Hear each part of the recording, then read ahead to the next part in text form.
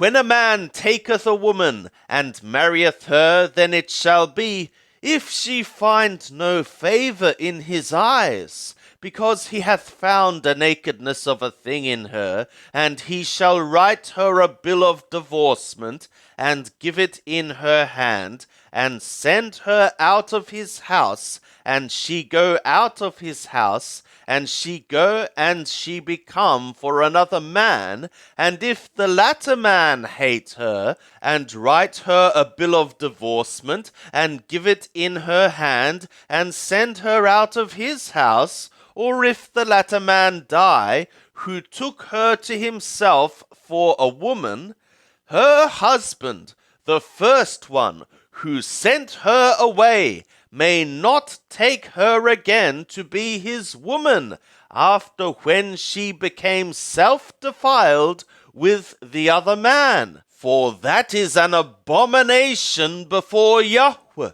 and thou shalt not cause the land to sin, which Yahweh thy God giveth thee for an inheritance.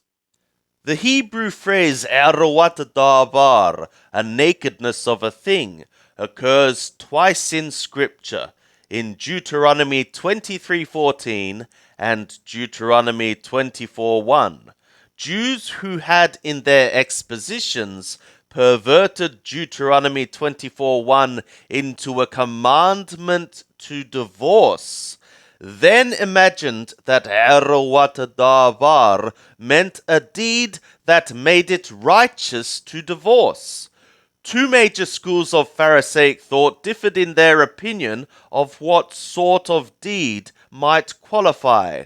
One, Shammai's, suggesting that ervat davar meant a sexual sin, and the other, Hillel's, saying even just burning the food.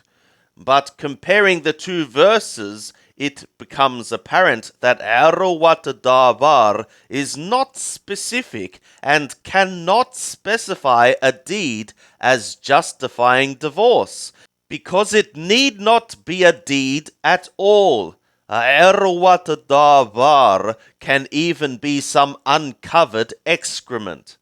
Consistent with this is the understanding that ervat davar is something subjectively off-putting, something he doesn't like, or as Deuteronomy 24:3 says, he hates her.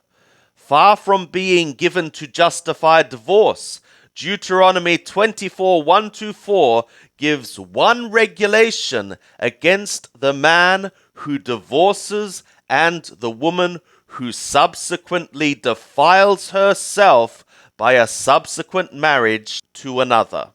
Lord Yeshu explains the defilement of the subsequent marriage by saying that those in such are committing adultery, and that divorce provokes this.